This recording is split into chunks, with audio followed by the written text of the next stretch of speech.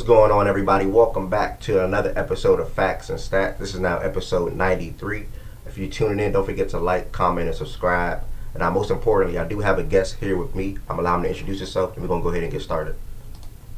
What's up, man? My name is Will. You can find me on Instagram and Twitter at Bias Houston. I run the Brado and Will Show. It's on YouTube, iTunes, Spotify, wherever you get your podcast. So if you want to tap in with some Rockets content, some Houston sports content, I got you covered over there. Appreciate that, Will. Go ahead and dive into that podcast that you say you're referring to that you do with Brad. Yeah, so like it's a podcast. It's kind of, the off season is not really jumping right now, so there's not as many episodes, not as much to talk about. But when the season starts, not even season, when training camp starts back up and preseason comes around, and for sure the season and all the way up until free agency, summer league, we got you covered in terms of anything considering the Houston Rockets and what's going on with that team. We had Alperen Sengun and Jabari Smith join the show this summer, so that was really, really cool. So, like I said, if you're into anything, you want to tap in with the Houston Rockets, want to learn more about us, if you're a Rockets fan, like I said, we got you covered over there. Appreciate that. Make sure y'all give Will a follow. Also, subscribe to that YouTube and check that out. Now, more importantly, I met you, well, not more importantly, but I had met you through Facts and Stats Spaces, and then that led to me tapping into you guys' Houston Rockets Spaces, one of the best spaces on the app. Y'all run deep. Y'all move deep. Shout out to J-Dub. Shout out to every single body. Y'all run deep. Y'all move deep, and y'all have good conversations. So that's why I enjoy it when I am able to go ahead and tap in there. But what led to you ultimately being a Houston Rockets fan? Let's start off with that. I'm from the city, so I just grew up a Rockets fan. Like some of my earliest memories are, I'm gonna age myself. I'm 22, okay. So my first memory, like as a Rockets fan, was watching those Kyle Lowry, Aaron Brooks, like right after T-Mac kind of got hurt. That's what I remember. So yeah, it's just been like just the city I grew up in. Just picked the team that I was where I was from, and I've just been stuck with it ever since. Okay, love to hear it. Short, sweet, and simple. I wish I was a guy like that could rep a team where I'm from, but unfortunately, I got Dwayne Wade came about in 2004 for me, so I led to Miami over DC. But so you done seen? You are a Ravens. Yeah, Ravens too. So at least I rep, the Ravens at least. But you done seen good, bad, super, super, super, really good. And now in the last couple of seasons, you guys been in the bad frame. But we're going to talk about the super, super, really good coming up. You probably were 16, 15, 17, the James Harden years. Around that time frame, maybe even younger than that, 13. From the start of it to probably the end of probably about 18 or so.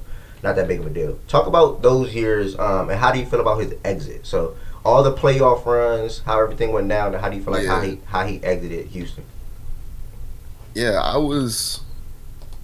See, I'm gonna age myself here. I graduated elementary school in the 2012 finals. So when he came to Houston, that was my first year in middle school.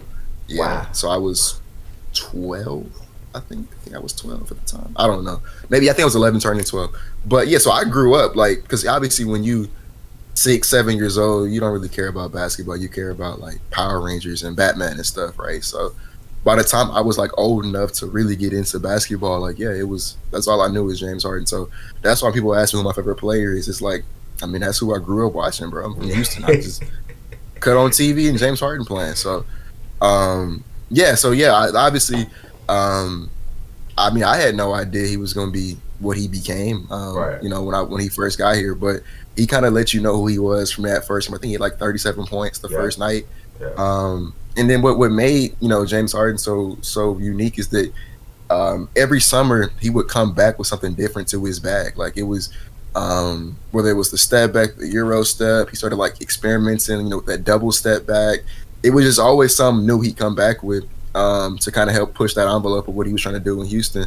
And ultimately we weren't able to get it done with him in his time in Houston. That's something that I think will bother me for a while, especially considering I think we were right there in 2018. I think that was the year that it was supposed to happen. We had Chris Paul, Capella, Eric Gordon, PJ Tucker, Trevor Ariza, That was a really, like, in my opinion, that's one of, if not the best team to ever win a championship. 65 wins that season. I think we won like 43 games. I think we lost maybe like 3 or 4 when Chris Paul, Capella, and Harden all played together, like when they were all healthy. So yeah, one of the greatest teams of all, at least that I've seen for sure, in Rockets history. And I don't know, man. Like, I feel like that was the year that we should have did it.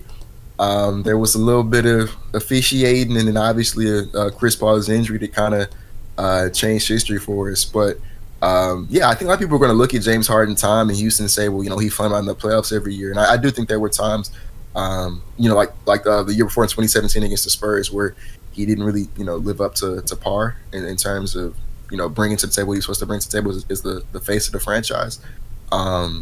But I don't really look at it as like a total failure.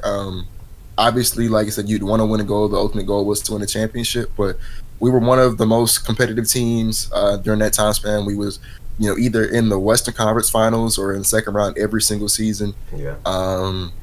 And then, like, to answer your question about him leaving, like I said, that was like my favorite player. Well, it still is my favorite player of all time. So to see him leave, it hurt. Like, I was like, dang, you know what I'm saying? Like, you were supposed to retire a Rocket.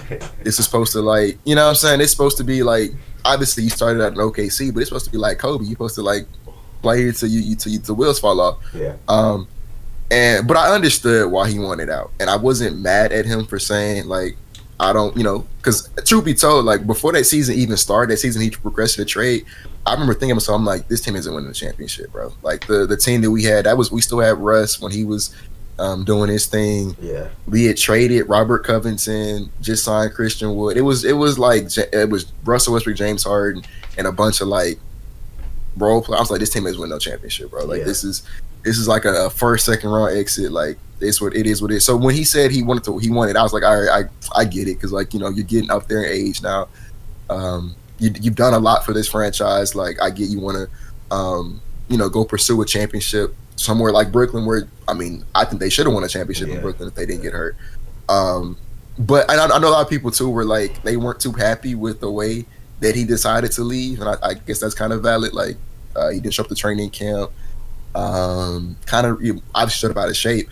And then, like, the game before he got traded, it was like that guy did not care at all to be out there. I think that's kind of what made them go ahead and trade him. It was just like, yeah, get him off this team. So it wasn't the most graceful exit. But like I said, I understood, like, why he wanted to leave so bad. So I don't really, it's not something that I just actively hold against him. Although I'm not really mad at anybody who's, like, offended by that. If that makes sense. So yeah, but, like, it happened. I thought he was gonna come back this summer. That was something I thought was gonna happen for a period of time. But Ime Udoka put that in the mud. So shout out to Ime. I don't know. We gonna see what happens. I'm not saying I support with his decision with that, but just shout out to him being able to coach again. And he got a good young team in Houston, and we're going to talk all about that. But as far as, it's good to hear you say the other side of the fence, because when you talk to most, I'll probably say probably a 60-40 thing from what I heard. Most Houston fans don't rock with James Harden. They don't like that the way he exited and the way, just the way that end went about. But you're on a complete other side of the fence, but you also understand why people may feel the way they feel as well. Credit. They gave us a lot of good series. I used to see the Warriors triple team that man. So it was fun watching James Harden and the Warriors go at it, or just watching James Harden in Houston, period. We're going to fast forward a little bit. So you guys trade James Harden. I think it was like a 14 trade or something like that with the Nets and Cavs. Maybe 3-4, something. It was another team probably. It was the Pacers. Okay, yeah, there we go. Yeah, Pacers for sure. You guys, then, after that season, you have a crappy season of like John Wall, Depot, DeMarcus Cousins, something like that. We're going to bypass that season. I don't even want to think about that season. But the last 3 years, I think you guys won 17 games. Then you won 20 games, and then this past season, 22 games. You in the first round. Your main picks, I'll speak on Jalen Green and Jabari Smith, right? And Sengun was a later pick in the first round as well. That's still currently there right now. Talk about Jalen Green. And first off, who did you want in that draft anyway when it was leading up? Was it Jalen Green or was it somebody else? I wanted them to get Cade Cunningham. I wanted them to trade up If that, I didn't really care what it took to trade. I was like, man, go get Cade. Mm-hmm. So I was, and I still am pretty high on Cade. But like assuming that trading up was not an option, I was kind of indifferent. Like I knew that both Jalen and Mobley were like super duper talented young guys. So walking away with either one of them, like I was gonna be okay with. But I do think I leaned more towards Jalen. And then in the upcoming weeks when it was like, okay, I'm pretty sure they're gonna draft you, I was like, yeah, let's just lock in with him. So I loved the pick. I wasn't one of the people who was like mad that we drafted him. Like, no, I thought that was still a great pick. I still think it's a great pick to this day. Um, I think Jalen gets the like the worst end of that good player on a bad team tax. I'm not saying that he's like an all-star great player right now, because obviously he still has his issues still he has to work through. But Right. a lot of that stuff are products of him playing on a bad team that didn't have any winning expectations. We had to get rid of our head coach who struggled with like accountability and stuff like that. So not to like move all the blame off Jalen, but you're 19, 20 years old coming into the NBA. You need structure. You need veterans. You need, especially for him, he's a guy who loves to get downhill. We were the worst shooting team in the NBA for the last 2 seasons, so it's not going to be too many driving lanes. It's not going to be too much space in the paint for you to attack if none of our shooters get respected. And then I love KPJ, but we didn't have the best point guard play for Jalen to operate off of these last 2 seasons. So I think he was in a position where he really wasn't supposed to do too much succeeding, especially because, like I said, they were trying to lose games for the lottery. So I think that it was going to be very hard for a young player that to come in. Unless you were like LeBron James, I don't think anybody was really going to be able to succeed in that type of environment. Yeah. But I do think that like when you put into historical context where he is right now through his first 2 seasons, to compare it to all the other shooting guards in the NBA right now who are where Jalen Green wants to be. Statistically speaking, he's on pace still, right? Like a lot, he's still same efficiency, same points per game, like all that stuff. It's the same thing. And I think people say he's trash, but like not to say he's going to be Devin Booker. I don't want to say that, but what I do want to say is like Devin Booker had the same kind of experience with his first couple seasons in That's exactly who I was going to Phoenix. bring up. Yeah. Yeah, he had the same experience. It was like he was a player who had his ups and downs on a team that was not trying to win. Everybody was like, oh yeah, he's a stat padder. He can't win. Yeah. All that. Everybody was saying he's not good because he's putting up good numbers, but he's on a team that doesn't win. Yeah. And it was all on him. And then that narrative completely switched the second he got on a team that like had any amount of winning aspiration. Now it's like, now he's the best shooting guard in the NBA. Yeah. And like, so I'm not saying that Jalen Green's going to become the best, although that would be nice. But like, I think he's going to have a similar trajectory where it's like everybody's saying he's bad, he's terrible, he's trash, he can't win, because he's on a team that doesn't win. But I mean, I think starting just this season, we have a little bit more winning expectations. Okay. There's the spacing problem is still kind of there, but obviously the coaching got better. There's vets on the roster now. There's accountability. He's going to be better coming into his third season in the NBA. So I think this is the year we start seeing that narrative kind of switch for him. Yeah. Okay. Wow. I can't wait to get record predictions on how many games you think y'all going to win and things like that. That's an early switch. Yeah. But again, you hit it right on the nose with the whole Devin Booker point. That's my favorite player. He's my favorite player since he came into the league. I'm a Kentucky fan, so it was easy for me to I follow all the Kentucky players in the league. Something I've been doing since John Wall. And man, coach after coach, bad roster, bad draft picks, Josh Jackson. It just been bad for Phoenix.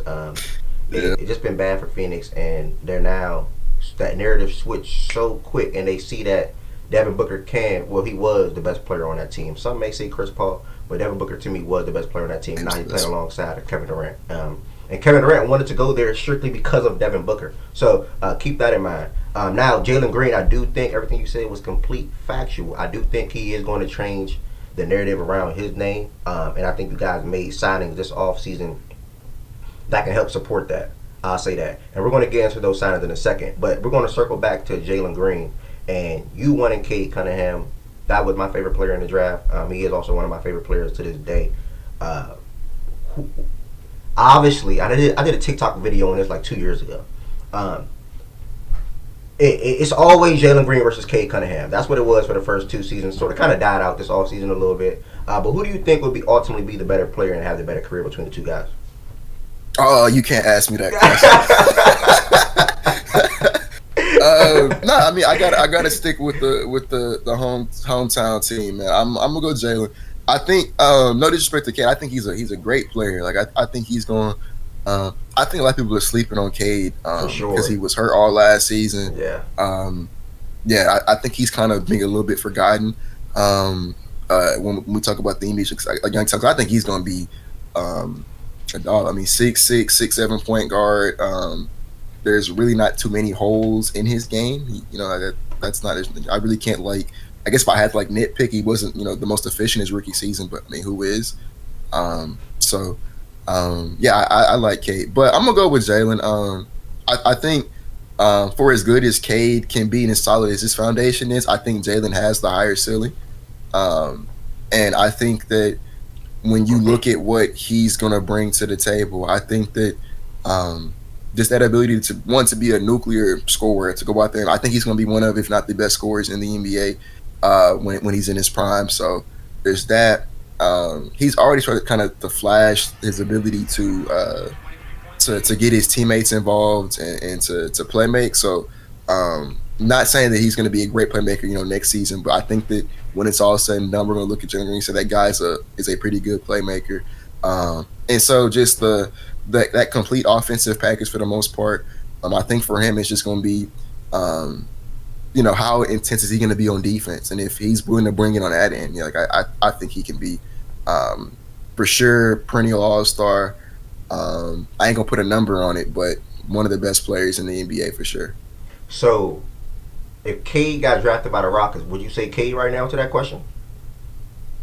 I probably would. I don't, but like I said, it's tough because I think Cade for sure has the higher floor. Like I think even though Jalen's on my team, I think Cade's floor and like median outcome is probably better than Jalen's. But if we're talking about like who has the higher ceiling, I think Jalen has the highest ceiling in that class. So that's something I think I would say even if he wasn't on my team. Okay, yeah, I'm with you on that. I'm definitely with you on that, and I appreciate everything, how you've been breaking out every single question that I've been asking you so far. If you made it this far into the video, don't forget to like, comment, and subscribe. We are now heading into my favorite questions I like to ask every guest while I'm doing this segment, as we want to see how you kick it off. As of right now, Will, August 26th, what is next for your Houston Rockets? Playing tournament. That's where we go in this year. I'm on record saying that a couple of times now. I think that when you look at all the moves we made this offseason, we brought in Ime Udoka, who I think was an excellent head coach hire. I think he addresses pretty much all the needs that we needed from our coach these last couple of seasons. One, he's someone who accountability is his thing. That's what he does, and that was the biggest issue we had with our coaching was there was no accountability, there was no structure. Guys just kind of out there just going through the motions, and there was like no I don't want to say consequence, but like it was just like you can go out there and try, you're gonna play. Go out there and you're not gonna try, you're gonna play. Like it was just go out there, So I think that one that's stopping. I think that stopped the moment Udoka was hired. I don't think that's a thing at all no more.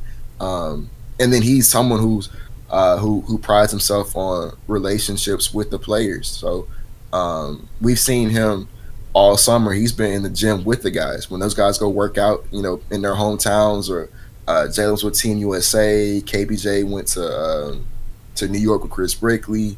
There's been a couple other runs that we've seen in workouts this summer, and like Ime Udoka's in the background, in all those workouts, watching or helping those guys work out. So him developing those relationships with the players obviously going to be a great thing moving forward. So yeah, I think starting it off with that hire, I thought that was obviously, like I said, we knocked that out the park. That was the first step in the right direction. I thought we knocked the draft out this year. I think in my unbiased opinion, I think we had the best draft this year. I think it's either us or Utah. Yeah. Yeah, I think one of those two teams. As long as those one teams you think won the draft, that's fine by me. I think we won it though. To walk away with obviously Thompson, who that was the guy I wanted the whole time for. and then to also walk away with Cam Whitmore, who is a guy the Rockets considered drafting at 4. To get that guy later at 20, I guess I think we have to, like, either us or Utah, we got to be the winners of the draft. So I thought they knocked that out the park. Even though, I don't think Cam is going to play too much for us next season, and I think Ahmed's going to have, he's coming off the bench behind Fred VanVleet, which I'll get into. I don't know if he's going to have too much impact, just year one, but I mean, I think that's obviously an upgrade over who we had playing backup point guard last year. So just that's already, a plus 1 4. And then you get into free agency, where I wasn't the biggest fan of our free agency period, but we did get better. Like, that's the one thing I won't try to, like, act like we didn't know. We are a much better team after free agency. Fred VanVleet is going to be more that stabilizing act as the point guard that we've been kind of missing. I think him and Shingun are going to have an insane pick and roll game. Obviously, we know what he's going to do for Jalen, to just set him up, get him his shots in his spots. And he's somewhat of a leader, and obviously an extension of Coach Udoka on the floor. So that's something that we've been missing, and he's definitely gonna make us better. And then Dylan Brooks is the controversial one, where, I mean, it is what it is. He's here now, so you really can't do too much about it. But, like, I do know, everybody knows that for whatever he gives you offensively, the guy is probably a top 10 defender in the NBA. Like, he does strap up on that end. And our defense. Well, I think our defense was a lot more effort in, like, schematic based. Our issues in the previous seasons, like, obviously our defense is going to be a whole lot better. Even like Fred VanVleet, he's a pretty solid defender, right? So you put two guys who are pretty solid defensively. You bring in a defensive minded head coach, and then we have a lot of young wings like Jabari Smith, Tari Eason, and now Cam Whitmore, who can learn a lot from Dylan Brooks. Because those are guys who like to. Especially like Jabari and Tar, those guys like to play defense. So, being able to learn from Dylan Brooks every day, I think that's going to be, that's going to be good for their development and them going forward. So, yeah, I think, when you look at what all we did this summer, and then you count for the fact that guys like Jalen and Shingun, they're going into year 3. I think they're going to be, I don't want to say all-stars, but I think they're going to, if we do rehearsal, that they will be in the discussion. They won't make the team, but they'll be in that discussion. I think Jabari going to year 2, he's going to be a whole lot better. He was, if you look at, like, all the on-off numbers, he was one, and I don't mean to, like, disrespect him or nothing like that. Yeah. But he was one of the reasons that we lost a lot of games last year. You just look at the statistical numbers. So just him being more of a positive this year, I think is going to add to the wins. And so, yeah, like I said, I'm not expecting us to be, a championship team or, like, a real playoff team. I think we're going to be, like, the 10th seed this year. Okay. One of the things that you led off with actually takes you to the next thing that I wanted to talk to you about. And I have this, basically pretty much short, sweet, and simple, or however long you take it. But what's your vision for Amon in year 1? You sort of kind of went into it a little bit, but just not even just year 1. Throughout his career in Houston, for however long he's in Houston, alongside of Jalen Green, Sengun, and whoever else is there. Yeah, I mean, like I said, that was obviously everybody wanted Wemby, and then everybody wanted Scoot after that, and so obviously I was a little upset for maybe 30 minutes after the lottery. Was like, damn, we should have got Wemby or Scoot. But once I got over that, like, first 30 minutes of, like, all right, this is not what we wanted, I was like, nah, man, like, there's still a really good chance that we're gonna get Thompson. Like I said, that was the guy. Once I got over that upset, I was like, nah, he's still really good. I like I said, unbiased opinion. I said this before he was even a Rocket. I think that outside of Wemby, I think Thompson has the highest ceiling in that class. When you just look at what he's able to do. I talked about Cade not really having any flaws. I think that you look. I mean, obviously, has that flaw of not being able to shoot, but that's it. I think everything else he's good at. I think he's a great defender. Obviously a great playmaker. He's one of the best athletes in the NBA from the moment he steps on the NBA court. He can rebound. He's versatile both offensively and defensively. Like, I think if he just gets a league average, like, if he ever gets a league average, it's over. But if he just gets like 34% from 3, I think it's over for him. So yeah, like I said, I don't think he's gonna do too much year 1. I think he's probably gonna play anywhere from 15 to 20 minutes off the bench because, obviously Fred VanVleet is the starting point guard. And and they're obviously going to have a lot of rotation at that 1-2 spot with Jalen and KPJ. So I do think he's going to be like in terms of like guards, he'll be like the fourth string guard. But like I said, he'll still be like the backup point guard. Probably like I said, maybe getting 15, 20 minutes a night. So I don't think he's going to be able to like do too much year one. But like also I don't think that's a bad thing, right? When you look at a prospect like him, True. he's pretty raw. Like I said, I believe he's super talented, but he's still like he has a whole lot of untapped potential. He's a whole lot that like you gotta iron out with him. So I don't think it's a bad thing that he gets to, have less pressure on his shoulders from when he's not expected or asked to lead a team. As a he's what 20 years old, so he's like asked to lead a team at 20 years old.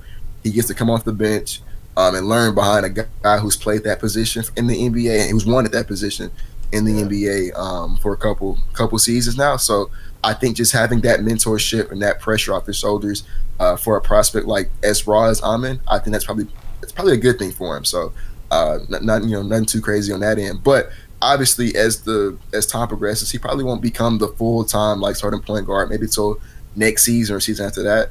But I do expect him to be the starting point guard of this team when it's all said and done. I think him and Jalen in that backcourt are going to be the most athletic backcourt in the entire NBA. I don't think it's going to be too close either. But yeah, so like I think they complement each other really well.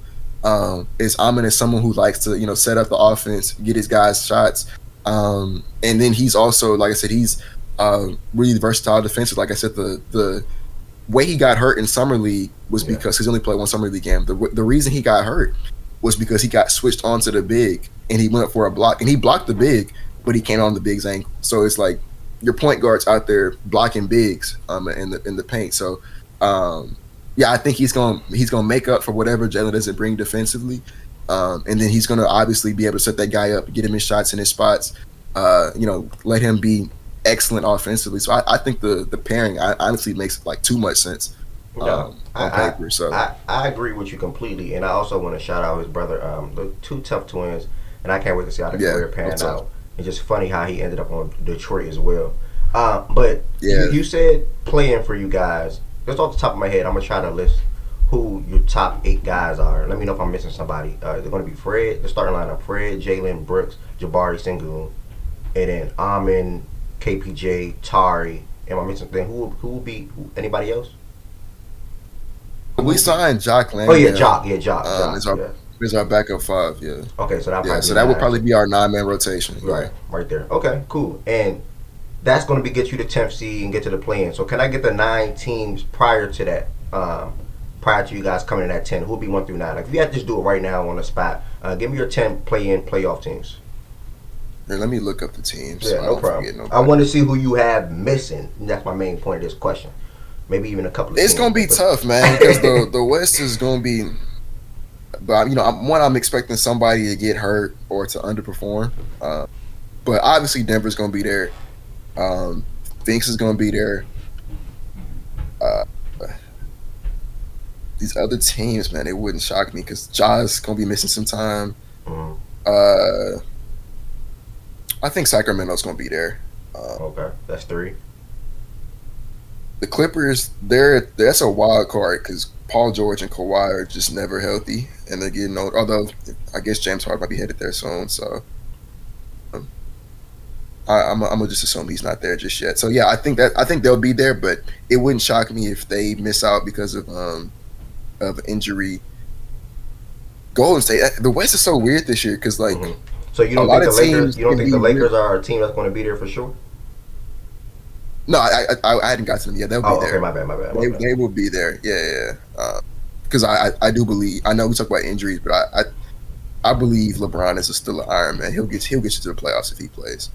And I like a lot of the moves they made this offseason. Like I think they're gonna be really solid if they can stay healthy. The Warriors are weird because like they could be really good, or they could be really mid. So I don't know, man. But I'll say them. I'll say Warriors. I'll say OKC is going to be there for sure. Okay. OKC is going to be there. So how many teams by name? That's 6. 6. Okay. Yeah. OKC is going to be there. Dallas is going to be there. 7. Pelicans, man, I just don't know if Zion's gonna play. Uh,